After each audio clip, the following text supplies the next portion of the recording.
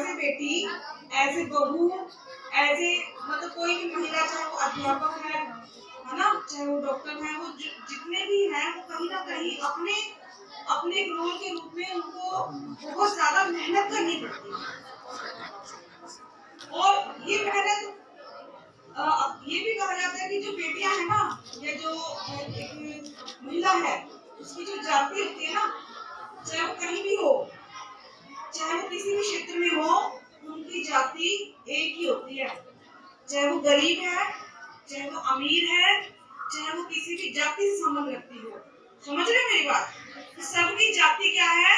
सारी महिलाओं की एक ही जाति है कि वो महिला है, और उस महिला को हर क्षेत्र में मतलब संघर्ष करने पड़ते हैं। और वो संघर्ष जो है, वो संघर्ष करेगी तभी वो सफल बन पाएगी। और हम अगर जो अपनी बात करें कि वो संघर्ष कैसे हैं, कैसे नहीं है, तो आप देखोगे कि इस पितृसत्तात्मक समाज में बेटियां जो है वो किस तरीके से, मतलब चाहे नाम की बात करें हम, आपने देखा होगा कि अक्सर अभी जो घरों में हमारी जो स्थिति है बच्चियों की, बेटा बेटी कहते हैं ना, होना चाहिए, है ना।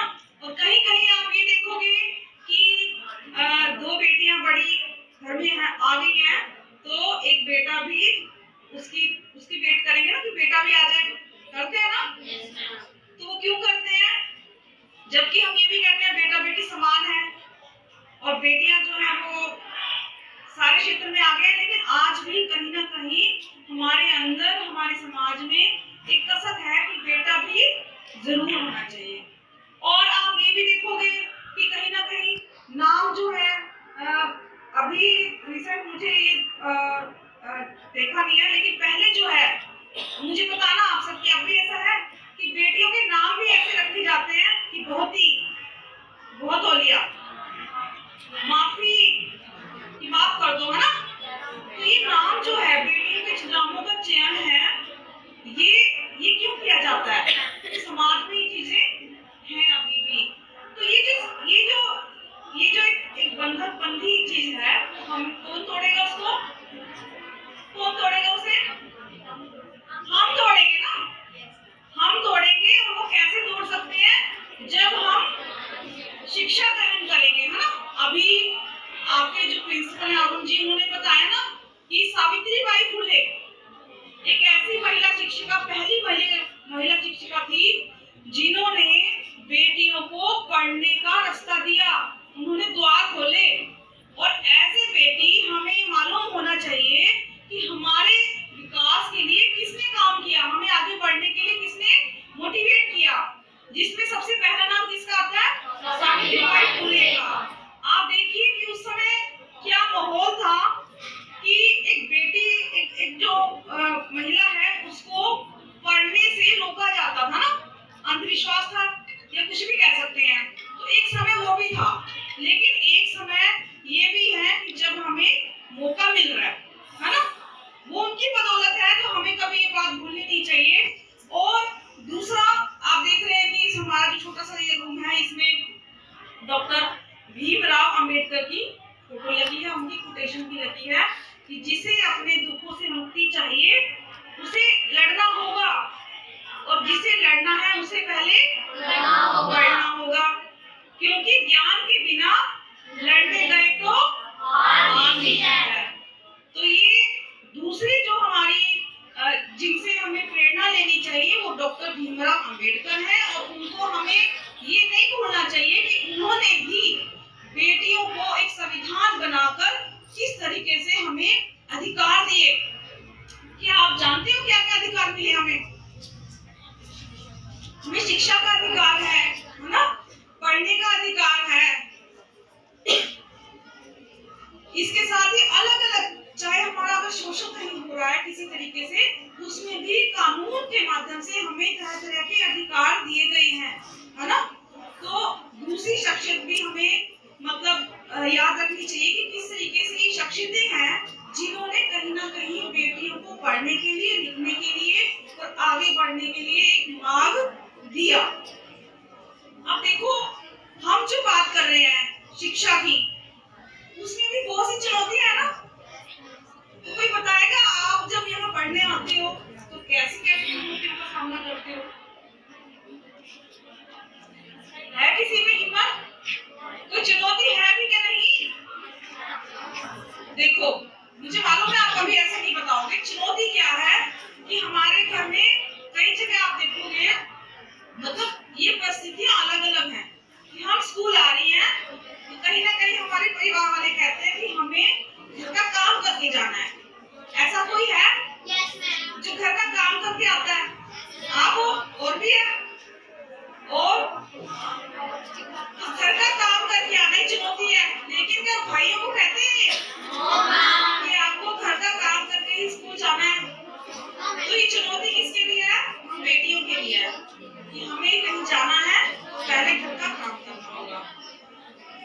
ये जो चुनौती है ना, इससे हमें बनना है, हमें उसको बोझ नहीं समझना। अब एक बात ये भी कही जाती है कि जो महिला है वो समाज का निर्माण करती है, कहा जाता है ना। तो समाज का निर्माण कौन करेगा? कौन करेगा? हम करेंगे ना। हम जो यहाँ बैठे हैं हम करेंगे। वो कैसे करेंगे? जब हम अपने आने वाली पीढ़ी को ये शिक्षा दें कि बेटा बेटी समान है और जो घरों के काम है, काज है, वो उनमें बराबर की हिस्सेदारी करे। कौन करे? पुरुष करे, करे ना। समाज को दिशा कौन देगा? हम देंगे। कैसे देते हैं? जब हम परिवार में शादी करके जाते हैं तो कहीं ना कहीं हम परिवार को चलाते हैं, तो ये जिम्मेदारी किसकी है? हमारी है। और ये ऐसे नहीं किसने दी है, ये ऑटोमेटिकली हम पर ही है। और इस समाज को बदलना हम चाहें तो बदल सकती हैं। आप देखिए कि पहले समय में महिलाएं घूंघट करती थी ना, महिलाएं सती हो जाती थी। सती समझते हो? जला देते थे कि पति मर गया तो आपको उसके साथ जलना पड़ेगा, आपका पति नहीं है तो आपको भी जीने का अधिकार नहीं है। तो ये जो चीजें थी ये पहले अंधविश्वास स्थिति के थे, लेकिन कहीं ना कहीं समाज सुधार लोग आए, लोगों के अंदर, महिलाओं के अंदर ये जागी कि ये जो प्रथाएं हैं जो समाज में चल रही है ये क्या है? गलत है। इस तरीके से जो प्रथाएं हैं, बहुत सी प्रथाएं आज भी ऐसी हैं जो कहीं ना कहीं महिलाओं को रोकती है। अब मैं अगर बात करूं ना तो मुझे ये टीवी कल्चर भी पसंद नहीं है। टीवी कल्चर समझते हो? कि हम जो हैं, हम टीवी में हम सीरियल देखते हैं, है ना। उन सीरियलों में क्या दिखाते हैं? सास बहू की लड़ाई। क्या हम यहीं तक सीमित हैं? क्या हम यही काम करेंगे और हम कोई रोल मॉडल नहीं है? हमारे सामने कल्पना चावला है ना, जानते हो? करनाल की एक ऐसी बेटी जो अंतरिक्ष तक पहुंच गई थी। और इस तरीके से बहुत सी प्रतिभाएं हमारे समाज में हैं जो अलग अलग दिशाओं में काम कर रही हैं, कर चुकी हैं, जो हमारे लिए एक नई दिशा दिखाती है। चाहे वो इंदिरा गांधी हो, है ना, राजनीति के क्षेत्र में, सोनिया गांधी हो, निर्मला सीतारमण हमारी जो वित्त मंत्री हैं, है ना, सुषमा स्वराज, ये राजनीति के क्षेत्र में रही। और खेल के क्षेत्र में जैसे मैरी कॉम है, पीटी उषा है ना। अगर वो इन्हीं धारणाओं में बंध के रह जाती तो वो वहां तक नहीं पहुंच पाती। तो ये जो प्रतिभाएं हैं ये कहीं ना कहीं हमें शिक्षा देती है कि हमारे जो अवरोधक हैं परिवारों में, है ना, वो दूर होने चाहिए।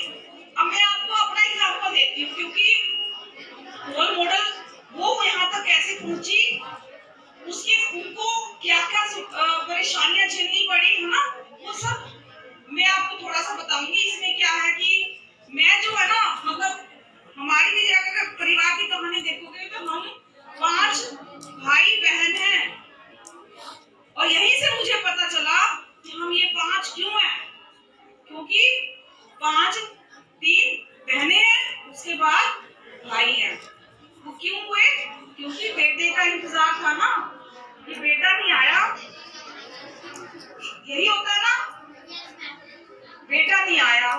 और उसमें भी चुनौतियां कि पढ़ने के लिए, हालांकि हमारे घर में ये सब चुनौती हमें इतनी नहीं झेलनी पड़ी कि हम बेटे को पढ़ाएंगे कि बेटी को पढ़ाएंगे, है ना। पढ़ाई का हमें शिक्षा का जो जिम्मेदारी है हमें बराबर मिली, लेकिन ये हर कंडीशन में हर जगह नहीं होता ना। कई जगह बच्चियों को, बेटियों को कहीं ना कहीं रोक दिया जाता है ना कि हम तो इतना ही पढ़ा सकते हैं, ऐसा है ना। कि कहीं ना कहीं अगर आप ये चाहते हो कि ये बेड़ियां हैं और जो समाज की धारणाएं महिलाओं के बारे में प्रचलित है कि वे कुछ नहीं कर सकती, वो सिर्फ आप तोड़ सकते हो। और वो कैसे टूटेगी?